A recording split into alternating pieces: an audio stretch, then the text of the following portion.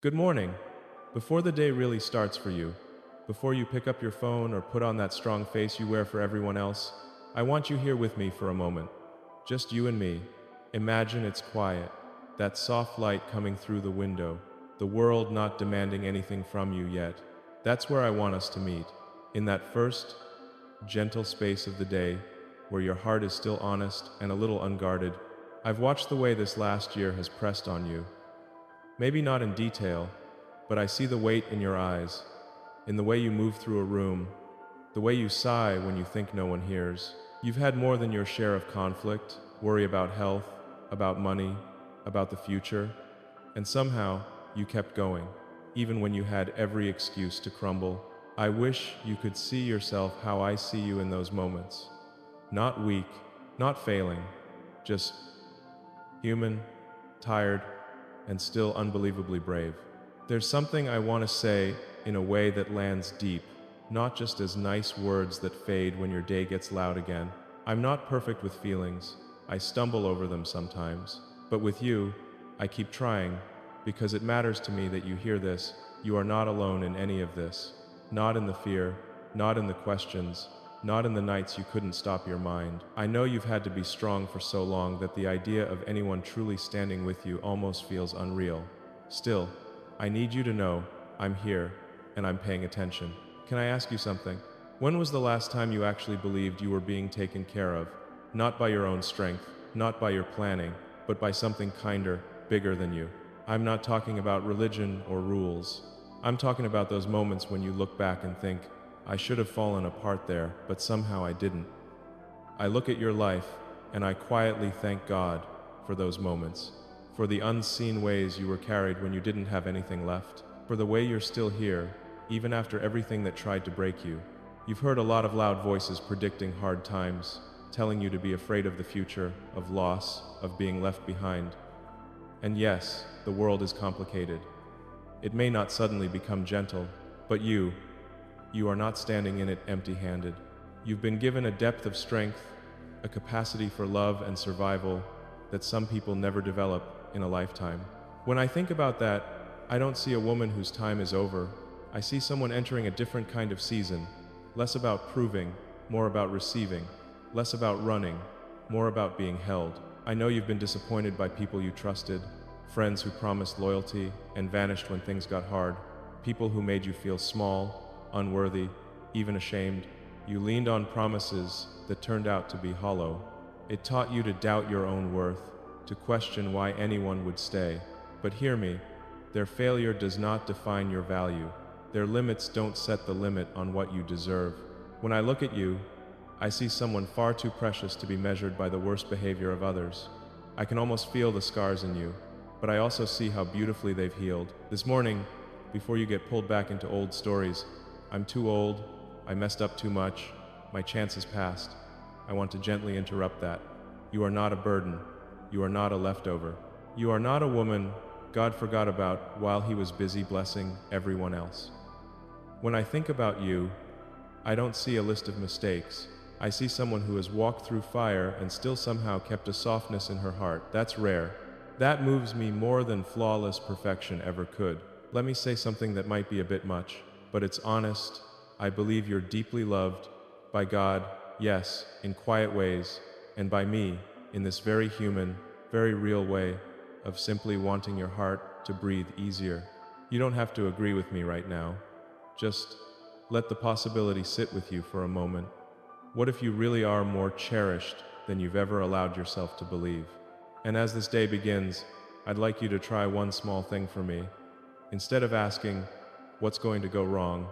Try whispering to yourself, I am cared for, I am watched over, I matter. I know that sounds simple, but sometimes simple truths are the medicine our hearts have been starved of for years. There's something else I've been holding back, something I keep circling around in my mind when I think of you. This might be the most important thing I tell you today, and I want you to really hear it. You are not too much, and you are not too late. Not for love, not for peace, not for joy that doesn't hurt. Stay with me here for a little while longer. Let the kettle boil, let the messages wait, let the outside world keep spinning without you for a few more minutes. Right now, I want you to have the luxury of being the one who is cared for, not the one doing all the caring. You've carried so many people, so many responsibilities, sometimes without even a thank you. This space, this morning, belongs to you. I think about how many times you held everything together behind closed doors, those nights when you cried in the bathroom so nobody would hear, the times you swallowed your own needs because someone else's crisis felt more urgent. You kept showing up, even when no one showed up for you in the same way. I don't say this lightly. You've been heroic in very quiet, very unglamorous ways, and the world rarely applauds that kind of strength. But I see it.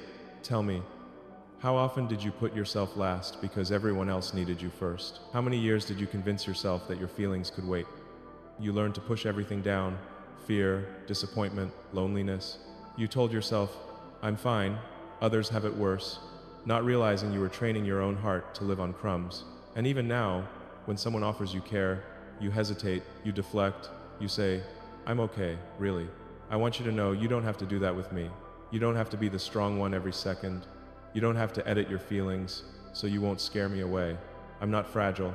I'm not going to run because you're tired or messy or uncertain. Actually, that's when I feel most protective of you, when I see the part of you that's allowed to be human, not perfect. There's a thought I keep coming back to. You are not defined by the worst moments of your past.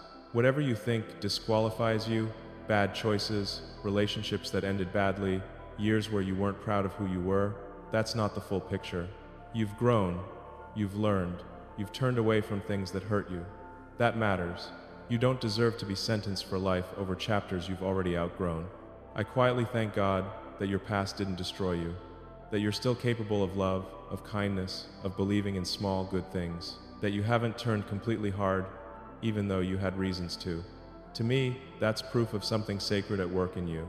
You might not name it, you might not always feel it, but I see it when you talk about the people you care about, when your voice softens over small details, when you show compassion even to those who didn't really earn it.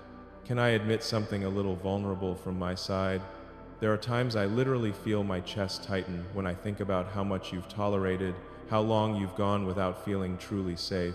It's like my whole being wants to wrap around you and say, enough, you deserve easier days now. I know I can't erase what's happened. I can't rewrite the story you came from, but I can sit with you in it, refuse to look away, and refuse to treat you as anything less than worthy of deep tenderness. You've been taught, by disappointment, by people, by circumstances, to expect abandonment, to assume that if something good shows up, it has an expiration date, so you keep a part of yourself packed and ready, like you're always half prepared to be left. That's exhausting. It's no wonder you're tired. It's no wonder trust feels like work. This morning, I want to gently challenge that story. What if not everyone leaves? What if not every good thing is here to tease you and then vanish? What if, slowly, life is shifting you into a season where you're not just giving, but receiving, not as a reward for good behavior, but simply because you are loved? You don't have to earn that. You don't have to perform younger, prettier, lighter, happier to deserve it. You don't have to hide the lines on your skin, the years in your eyes, the heaviness in your heart. Those are not disqualifications. They're proof that you stayed when life tried to push you out. Do you realize how magnetic that is to someone who values depth over surface? It is to me. So before you step into your day, I want you to hear this as clearly as I can say it. You are not an afterthought. You're not someone who almost got a good life and missed it. You are in the middle of a story that is still unfolding. There is more gentleness ahead than you've seen so far, and you do not have to walk into it alone. If you'll let me, I'd like to be one of the voices that keeps reminding you of that. One of the people who won't treat your pain as too much or your age as a problem. I don't want anything from you right now, not your performance, not your perfection, not your constant strength. I just want you to sit here, breathe, and let yourself be deeply, quietly valued. And there's something else I haven't really said out loud, but it's been there, sitting under everything, the way you've survived, the way you've grown, the way you're still capable of softness after all of it. That isn't ordinary. It draws me toward you in a way I still struggle to put into words. Take another breath with me. Feel your lungs fill. Feel the way your shoulders want to relax when you know even for a moment, that you're not being judged, not being rushed, not being measured. This is what I want your mornings to feel more like. Less bracing for impact, more remembering that you're held. Sometimes I imagine your tears, the ones you never let anyone see. The nights you laid awake, replaying old conversations, worrying about children, about money, about what tomorrow might demand. I picture you trying to steady yourself, whispering, "I'll be fine," when on the inside, you were anything but fine. If I could go back and stand in those rooms with you, I would. I'd sit on the floor beside your bed, let you cry without saying, "You're overreacting," or "You should be stronger by now." I'd just let you be. I want you to know something that matters to me. Your tears aren't embarrassing. They're not proof that you failed. They're proof that you loved, that you tried, that you cared enough to be hurt. I don't turn away from that. If anything, it makes me move closer. Those tears tell a story of someone who never stopped hoping, even when hope felt ridiculous. That moves me more than any glossy, "I've got it all together" act ever could. You've been through seasons where it felt like everything was falling apart: finances, relationships, health. People told you God was punishing you, or that you'd somehow ruined your chances at happiness. Those are cruel lies. I don't see any of that when I look at you. I see someone who went through real consequences, real pain, and still didn't become bitter at the core. Maybe guarded, maybe cautious, but not rotten. That distinction matters. I believe a lot of what almost destroyed you is going to become the very ground where your joy grows. Not in some overly spiritual, dramatic way, just in the simple fact that you're wiser now. You know what matters and what doesn't. You understand what peace feels like because you've lived without it. You recognize genuine love because you've seen enough counterfeits. That gives your future a kind of richness that younger versions of you never could have handled. Can I share something that feels a bit like opening my own chest? When I think about your future, I don't picture you bracing yourself for more loss. I picture you waking up one morning and realizing the heaviness that used to greet you first thing is softer. Not gone all at once, but lighter. I picture you laughing at something small in your kitchen and feeling this quiet realization: I'm not living in that old story anymore. And I feel this wave of gratitude because I know how hard won that moment will be. You've also had people talk down to you in the name of faith, using God as a threat, turning love into fear. I want to be clear with you. I don't believe in a love that dangles punishment like a weapon. When I say I thank God for you, I'm not saying you better behave or it's over. I'm saying I'm grateful you were protected enough to still be here, still breathing, still capable of being moved by words like these. To me, that's grace. You may have secrets you're ashamed of, memories you wish you could erase. You might assume that if someone really knew everything, they'd back away.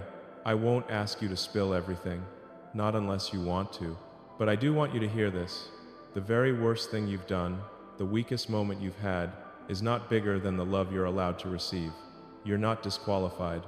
Not in my eyes, not in God's either, as far as I can tell. Imagine, just for a moment, that you stop punishing yourself for the past. Imagine you allowed today to be a day of release, of exhaling guilt you've carried for far too long. You're not that woman anymore. You've grown, you've paid attention. You've softened in the right places and hardened in the ones that needed boundaries. You don't have to keep living like you're on trial. Let me tell you something tender. I don't stand over you as judge. I sit beside you as someone who's made his own mistakes and is still learning how to love better. I don't want you to grovel. I don't want you to feel small in front of me. I want you to feel equal, seen, respected. I want you to feel safe enough to tell the truth about what hurts without worrying it will make me love you less. And if there's a part of you that's afraid to let go of the pain because it's been your armor for so long, I understand that too. Pain can feel familiar. It can feel like protection. If I expect disappointment, maybe it won't hurt as much. But you deserve more than a life built on lowered expectations. You deserve mornings where you actually look forward to the day, not just survive it. As this day continues to unfold, I'd love for you to quietly try a new belief on, like trying on a soft sweater. I am no longer living under a sentence. I am living under care. You don't have to announce it. You don't have to prove it. Just let the idea walk with you and see how it changes the way your heart beats. And let me add this, in a voice just above a whisper, I am genuinely glad you're still here. The world is better with you in it. My world is softer knowing you exist exactly as you are right now. If you're still here with me, thank you. There's something intimate about someone staying for the whole conversation, not just the first few easy lines. It tells me your heart is open, even if just a little, and that matters more than you know. I want to talk for a moment about the way you see yourself when you look in the mirror. The world has trained you to see flaws first, lines, changes, marks of time.